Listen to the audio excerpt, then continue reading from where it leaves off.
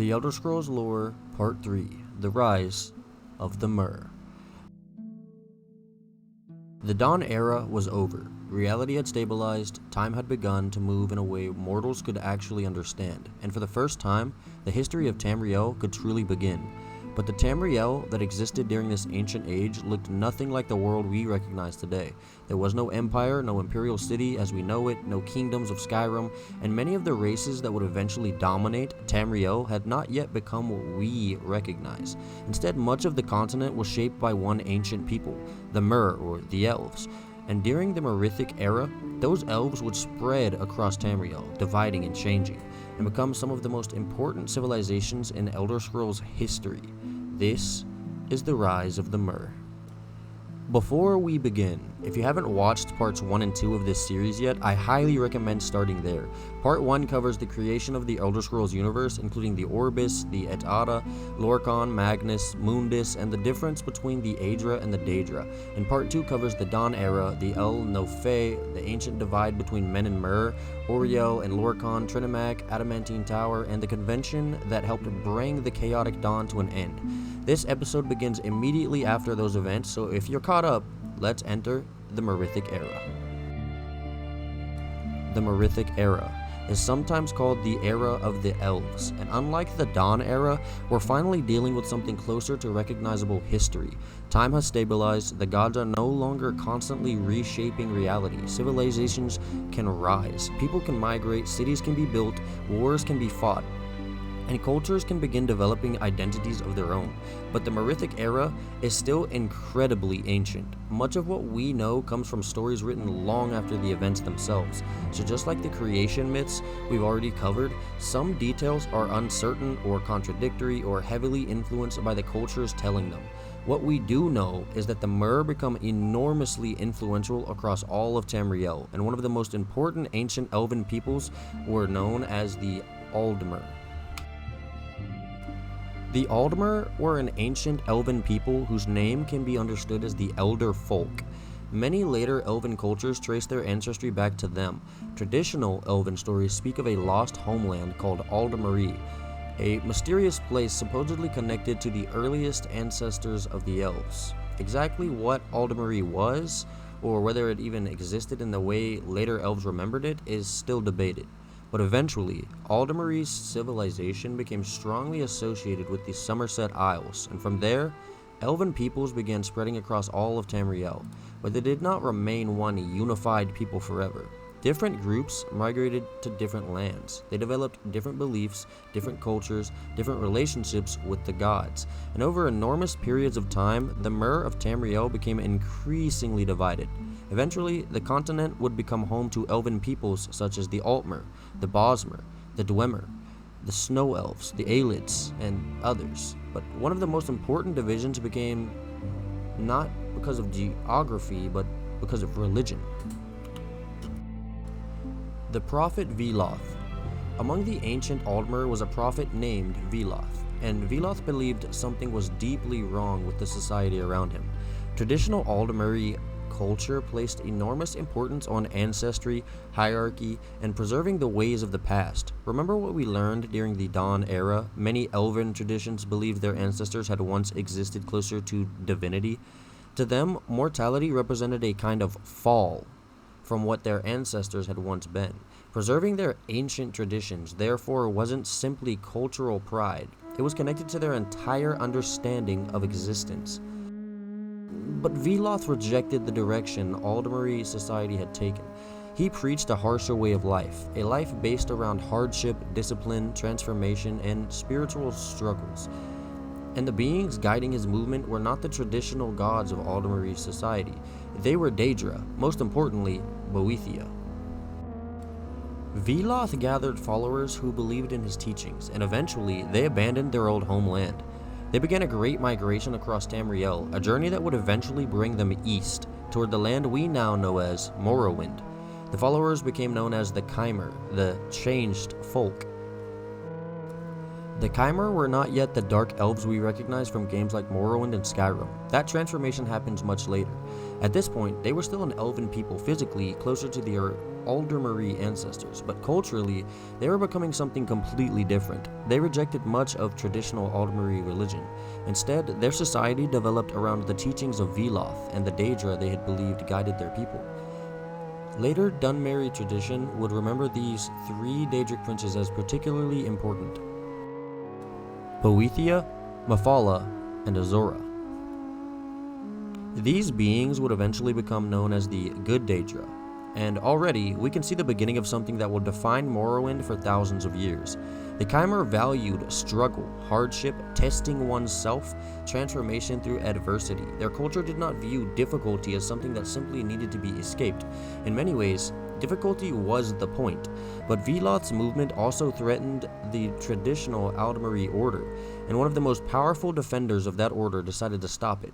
A figure we already met during the Dawn Era, Trinimac. Trinimac returns.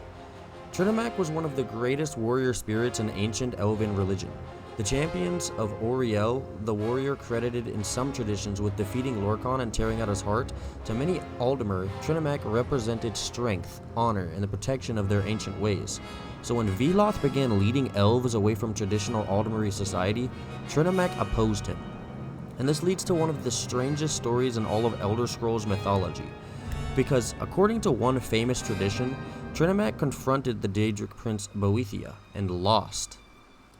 Now remember, this is mythology. Different cultures tell this story pretty differently, and we should not assume every detail is literal historical fact, but according to one of the most famous versions of this story, Boethiah defeated Trinimac and devoured him. Yes, literally swallowed him, because apparently Elder Scrolls lore wasn't weird enough already. While Trinimac was trapped within Boethiah, the Daedric prince supposedly took his form and his voice. Boethiah then exposed what the Velothi believed were the lies of traditional Aldmeri teaching. Trinimac was humiliated, broken, changed, and when he finally emerged, he was no longer the champion he had been once. According to this tradition, Trinimac became Malakath. And Trinimac wasn't the only one who changed. His followers were transformed alongside him. They became known as the Orsimer, the pariah folk, the people we know today as the Orcs. So according to this famous origin myth, Trinimac becomes Malakath, and Trinimac's followers become the Orsimer. Suddenly, Malakath's relationship with Orcish culture makes much more sense. Malakath is strongly associated with the rejected, the betrayed, the outcast, and those who survive despite being hated or excluded by everyone around them. And throughout Tamrielic history, the Orcs repeatedly find themselves treated exactly that way. They build kingdoms. Those kingdoms are destroyed. They rebuild. They are pushed away. They return again and again. The identity of the Orsimer becomes deeply connected to survival in the face of rejection. But just like so many stories we've covered, there is a catch. Not everyone agrees that Trinimac simply became Malakath. Different Orcish traditions tell the story differently. Some continue to worship Trinimac as a separate divine figure.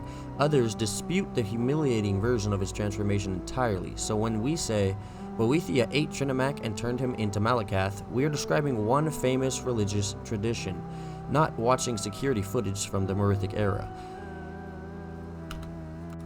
One people becomes many, and this is what makes the Merethic Era so important. We're watching ancient Elven identity fracture. The Aldmer do not remain one people. Different groups spread across Tamriel and begin creating completely different civilizations. The followers of Veloth become the Chimer, who will eventually become the Aldmer.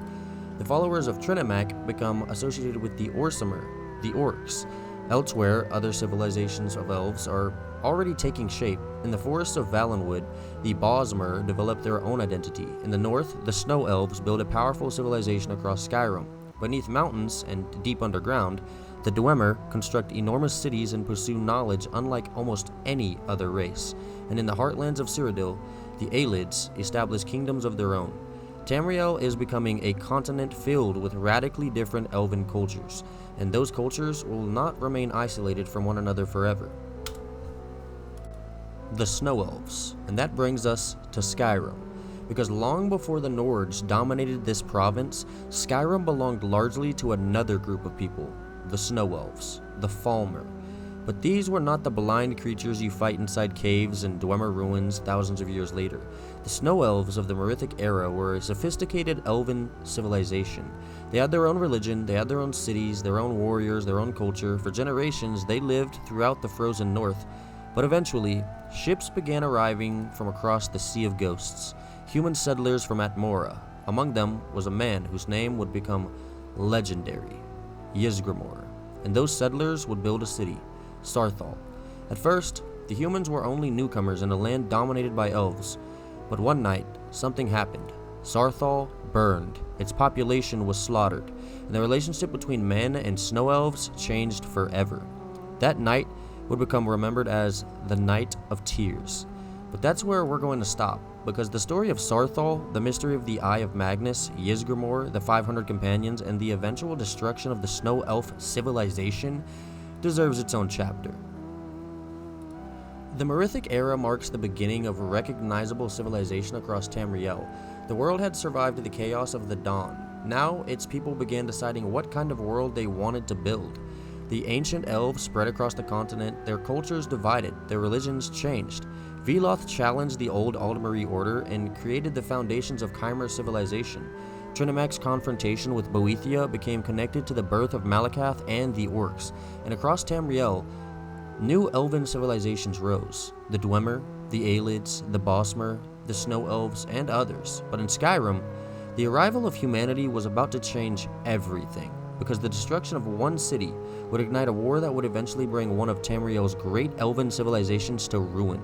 Sarthal would fall, Ysgramor would return, and 500 warriors would cross the Sea of Ghosts looking for vengeance. Next time, we tell the story of Ysgramor, the Night of Tears, and the fall of the Snow Elves.